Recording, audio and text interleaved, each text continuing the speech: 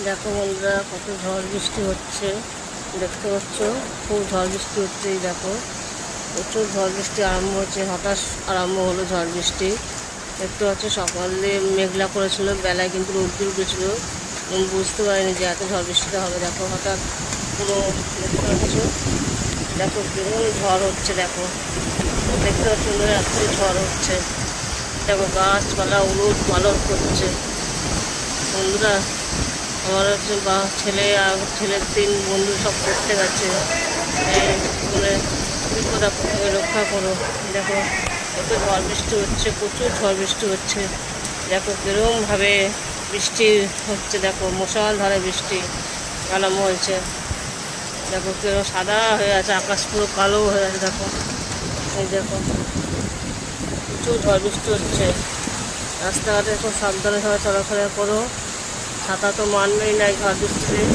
আমার ছেলেরা আর ছেলে বন্ধুরা পড়তে গেছে, খুব চিন্তা হচ্ছে। বন্ধুরা, আশীর্বাদ করো যে ভালোভাবে বাড়ি ফিরে আসে। এত ঝড় বৃষ্টি হচ্ছে, আরম্ভ হলে বোঝাই যায়নি যে এত ঝড় বৃষ্টি হবে।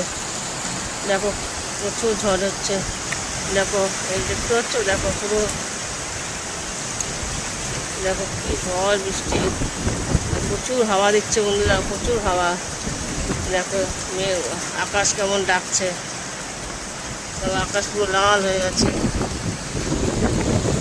প্রচন্ড ঝড় বৃষ্টি হচ্ছে, পুরো সাদা হয়ে গেছে। দেখো বাড়ি ঘর সাদা দেখা যাচ্ছে।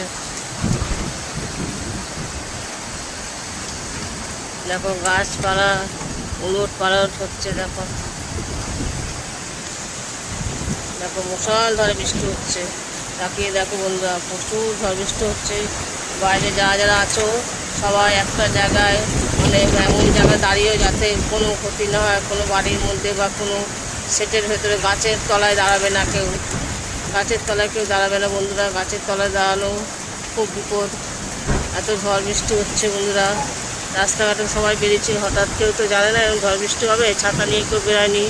এই জন্য বলছি তোমাদের, কেউ যে ঝড় বৃষ্টি হলে গাছের তলায় দাঁড়াবে না। এমন কোনো জায়গায় দাঁড়াবে সেটে, যাতে কোনো বিপদ না হয়। কেন আমার এরকম হয়েছে একবার। গাছের তলায় দাঁড়িয়েছিলাম, অফিস থেকে ফেরার সময় প্রচুর ঝড় বৃষ্টি হচ্ছিলো। খুব ভয় পেয়ে গেছি, এত বিদ্যুৎ চমকাচ্ছিল।